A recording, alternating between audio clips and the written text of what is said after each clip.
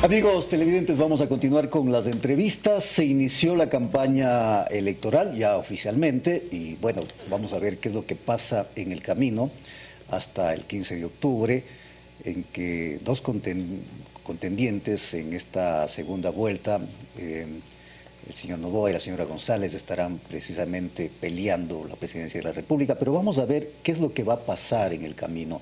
Y por eso hemos invitado a Fabricio Betancourt, experto en marketing político, un conocedor de temas políticos, para precisamente que nos dé su punto de vista y que nos dé algunas luces de cómo se va a desarrollar esta campaña y qué podría pasar a futuro, sin querer ser adivinos ni pitonizos, Fabricio, pero ¿cómo ves tú la campaña en estos días, la campaña electoral de la segunda vuelta? Bienvenido nuevamente, buenos días.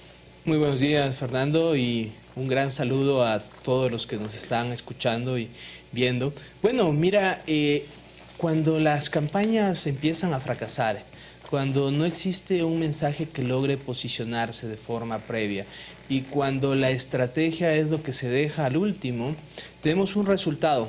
Todo se centra en una herramienta de la campaña electoral, que es el debate. Y es precisamente ese debate en lo cual se han centrado los dos candidatos. Un poco anómalo, porque normalmente los debates en cualquier democracia son una parte, no son el todo de la campaña electoral, Fernando. Pero, pero el debate podría ser decisivo para inclinar la balanza, en este caso, en la campaña, porque ya vimos lo que sucedió en la primera vuelta electoral, en la que el candidato Noboa, se dice, salió de alguna manera fortalecido con el debate. ¿Pero qué podría pasar ahora? Va a ser decisivo, evidentemente, porque las campañas fracasaron y la estrategia también fracasó. Entonces, en esta suerte de un antes, un durante, en el cual va a armarse un cuadrilátero prácticamente, el candidato X va a dar un llave, el otro candidato Y va a dar un gancho, y quien logre el knockout posiblemente sea quien se haga acreedor de la presidencia. Pero aparte de esa pelea que puede desatarse, si es una pelea siempre y cuando sea democrática, de propuestas, puede desatarse una pelea de dimes y diretes, cual puede ser mucho más perjudicial porque puede causar todavía esa sensación de indecisión en el electorado, ¿no? Aquí tenemos todavía una previa en la cual existen más bien una muestra de que cómo son los candidatos, qué les gusta a los candidatos, pero no hay esa política dura y fuerte que se necesita en este momento por el clima político, y es un clima político anómalo, porque desde que regresamos a la democracia, Ecuador nunca ha tenido como los principales problemas la seguridad. Y ese podría también ser un factor decisivo dentro de la campaña, dentro del discurso político, porque claro, estamos viendo momentos difíciles y quien le dé solución a esta situación podría ser el que incline la balanza. Mira, cuando tú analizas el porqué de las razones aparte del fracaso de las campañas, te das cuenta de algo muy elemental, que la gente cuando ve un debate se basa en emociones y razones, y están concatenadas. Unas acercan al votante con el candidato y las otras explican el proyecto que ellos tienen, un proyecto de país que puede sentar las bases. Pero la seguridad es tan importante para los ciudadanos el día de hoy que una propuesta más clara de la que dio Jan Topic no hemos pasado, no ha sido superada todavía. Entonces, en ese caso, creo que en este momento nos quedan debiendo, pero vamos a ver qué pasa en el debate, ¿no? Es decir, cómo se desmiente o cómo se afirma alguna posición y qué datos y cómo los marcan en los hechos, ¿no? Y en el tema precisamente de la seguridad, es decir, sí, esa es una buena reflexión, lo que propuso Topic, pero que al final no fue aceptado. Topic no llegó. En ese sentido, ¿hacia dónde debería ir la estrategia del discurso en el tema de seguridad? No, la estrategia de seguridad básicamente va a ser en ese dicho que han utilizado los candidatos, ¿no? En tener los pantalones bien puestos para tratar de combatir primeramente con carácter la seguridad, que eso se necesita sin temor. Pero básicamente la propuesta de seguridad engloba más que eso, ¿no? Es global y engloba cómo es la rehabilitación, cómo se hace la parte preventiva, cómo se trabaja en los ambientes para que la seguridad no se apropie de esos lugares y cómo se lo hace con los municipios, y engloba diferentes actores como la cultura ciudadana y, bueno, podemos percibirlo. Hoy día las vacunas son el pan de cada día y ya no son algo que no es común, sino más bien son algo que se han vuelto rutinario, al menos en la ciudad de Quito, de lo que han demostrado algunos datos. Ahora, se viene el debate, hay expectativas por el debate, pero será un debate diferente, es decir, entre dos contendientes. Habrá, entiendo yo, más tiempo para expresar ideas, pero ¿qué es lo que va a primar ahí? Mira, una de las cosas que más va a primar en el debate es esa cantidad de morbo que a veces se presta, ¿no? ¿Quién logra poner ese gancho y quién logra poner ese jab para de pronto lograr algún tipo de knockout? ¿O quién logra crear esa frase, sí, que logre quedarse grabada en la mente de los ciudadanos y que permita en el post-debate tener cierta ventaja competitiva a los días que faltarían para la elección?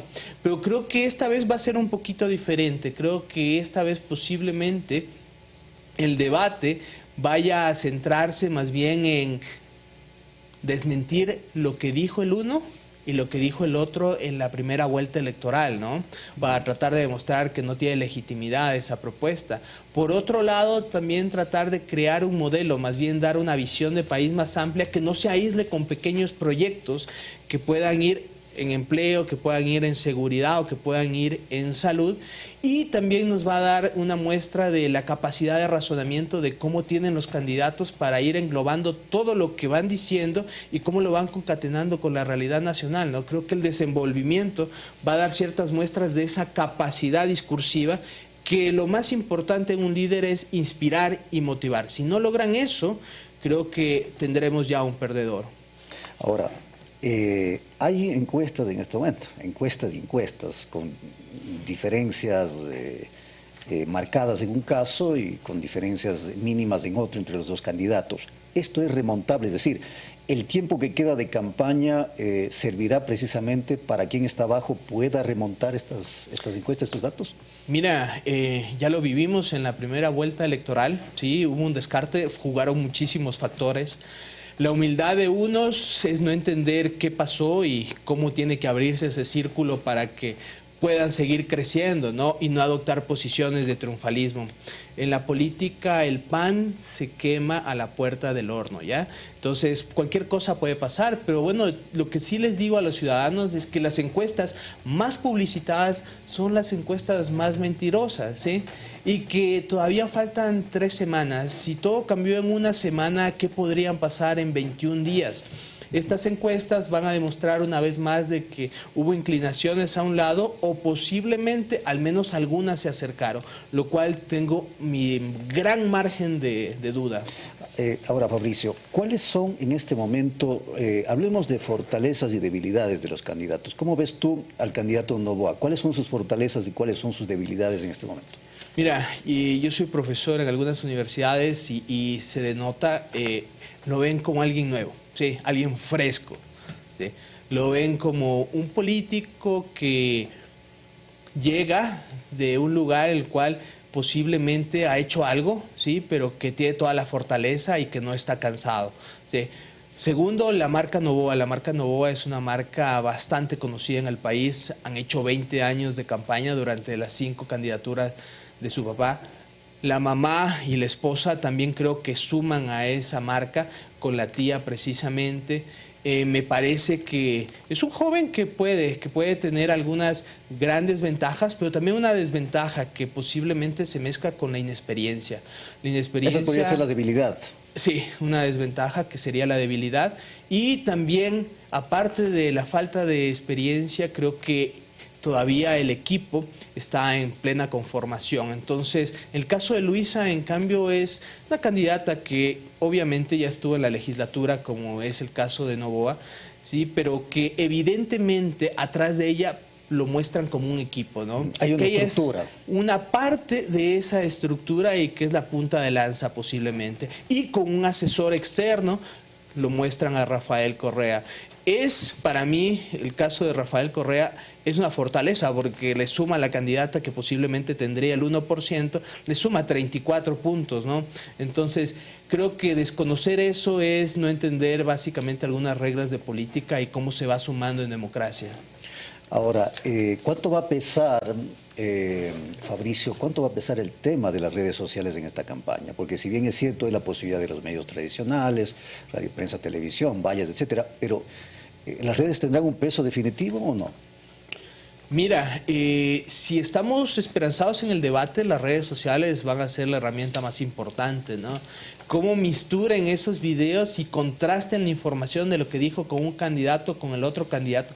Cómo lo hagan de forma creativa según la red social. La red social de Twitter es la red social del odio. La red social de TikTok, si lo utilizan, la van a utilizar con humor. Después, todos esos clips que sacan del debate para que esa amplificación crezca todavía más. Entonces, la red de Instagram la van a utilizar de una manera diferente, ¿no? Lo utilizan, por ejemplo, en la parte del estado físico, los ves corriendo o los ves haciendo algún tipo de cosas. Entonces, cómo utilicen esa herramienta de acuerdo al momento y de acuerdo a la meta que estén persiguiendo va a ser determinante para mí. Ahora, cualquiera que gane va a tener poco tiempo, Fabricio, para gobernar, más o menos año y medio. ¿Este es suficiente para cumplir todo lo que están ofreciendo en una campaña electoral? Es suficiente para sentar una base y hacer un combate fortalecido en contra de la delincuencia, ¿no? Creo que eso es fundamental. Este año y medio se determina si Ecuador se vuelve una segunda historia de los años 80 y 90 de Colombia o salimos adelante, y creo que en esa parte es lo que más preocupa a los ecuatorianos. Por eso quieren esperar esas opciones, quieren esperar que ese líder logre motivarlos y les dé ideas claras hacia dónde tienen que seguir, y eso sería fundamental. Si solo se soluciona parcialmente ese problema y se sientan las bases fundamentales, creo que podemos al menos regresar a la normalidad de hace varios años como la vivíamos en Ecuador. Ahora, se dice que esta campaña electoral para un periodo de gobierno de más o menos año y medio es simplemente el inicio. Es decir, que los dos candidatos en este momento y las dos tiendas políticas lo que aspiran es a las próximas elecciones, que este es simplemente un entremés. El candidato que aspira a las próximas elecciones y que tenga ese optimismo del triunfalismo antes de hora es el candidato que va a perder. El candidato que piense en los próximos 17 meses va a tener un buen gobierno y es el candidato que más opción va a tener. Al otro va a ser un candidato que lo van a ver con una suerte de una persona egoísta, una persona que solo piensa en el poder por sí mismo. Entonces, creo que la ciudadanía lo distingue y creo que sería un grave error que ellos a través de sus mensajes vayan deduciendo lo que tú precisamente estás señalando, ¿no? Como una desventaja que podría marcar en la segunda vuelta electoral. Ahora, hablemos también de lo que está alrededor de un eventual gobierno. Tienes también una Asamblea Nacional, tienes a un movimiento político fortalecido en la Asamblea con una gran cantidad de asambleístas. ¿Esto podría también inclinar la balanza a determinado lado? Claro, claro, pero históricamente, mira, yo he analizado algunos porcentajes desde la época que volvimos a la democracia. En el caso de Roldós tampoco tuvo una mayoría, incluso la perdió con Assad. En el caso de León todavía esto se agravó más en el segundo periodo, incluso perdió una consulta popular y así sucesivamente. Solo en el caso de la Revolución Ciudadana ellos tenían mayoría. Entonces, bien o mal, esto sí ayuda a mostrar un equipo y ayuda a mostrar gobernabilidad en un tiempo, eso, pero no ha sido la premisa fundamental con la que los ciudadanos ecuatorianos hemos elegido un nuevo presidente. Muy bien, habrá posibilidad de seguir hablando de estos temas, Fabricio, interesantes criterios. Gracias por acompañarnos, Fabricio Betancourt, experto en marketing político en torno a lo que podría ser la campaña electoral, cuánto puede pesar el debate en esta ocasión, en esta segunda vuelta. Ya vimos lo que sucedió en la primera vuelta electoral, que de alguna manera favoreció, se dice, a uno de los candidatos finalistas en este momento. Es decir, hay algunas situaciones Javier y amigos televidentes, pero en política, como decía Fabricio, en la puerta del horno se puede quemar el pan. Y yo sí hago una comparación a la política con lo que sucede en el fútbol. O sea, los resultados hasta el último momento y no se puede prever precisamente esta situación. Siempre y cuando haya transparencia en el proceso electoral, que es lo que siempre buscamos los ecuatorianos. Aquí cerramos este espacio de entrevistas, Fernando. Así es, Javier. Vamos a una pausa y volvemos con más.